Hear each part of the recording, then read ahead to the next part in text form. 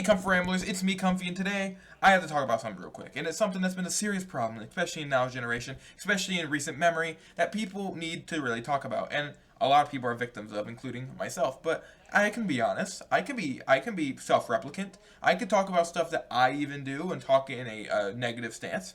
And that thing I'm talking about right now is doom scrolling. Recently, every single website, every single app, every single website wants to be like TikTok. They all want a shorts form. They always want something you can just scroll and just brain rot yourself into just seeing a bunch of memes about racism or disabled people or anything like that, right?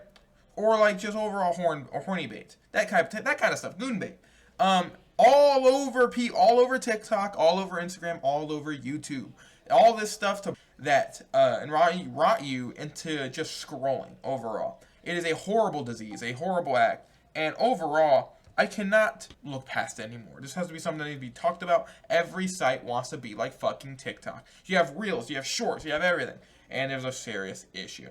Anyway, before we get into this video talking about the stuff, let's do some shameless plugging. Subscribe to Kumph Rambles, follow me on Instagram and TikTok, go get some comfy clothes, the greatest clothes on the entire internet, the comfiest clothes ever, and also use code KUMPH11 to get 10% off all W products. Get yourself some W, an amazing sugar-free, jitter-free product that keeps you focused, energized, and focused on every single thing you do during your day. Code KUMPH11 to use it on W. Anyway, I get 10% off all W products. Anyway, that's about it. Let's get into the video. Yeah. Oh. See that? It's heavy, huh? That's funny. Anyway, yeah, doom scrolling is a unbelievable plague, like I said earlier. But in case you wonder why, what was the origin of such a thing, such a terrible thing that happened to the youth, that happened to this society in general? Because we have to remember how important attention span is to a society.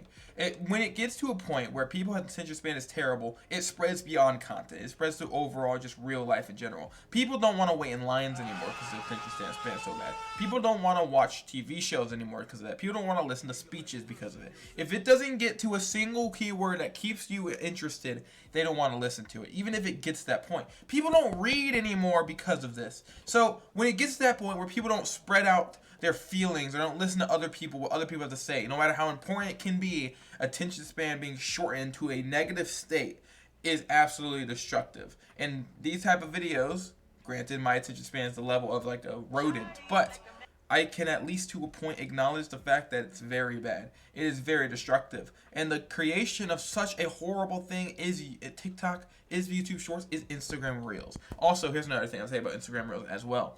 Have you ever just looked at the comments in a reel? It is cancerous. It is absolutely cancerous.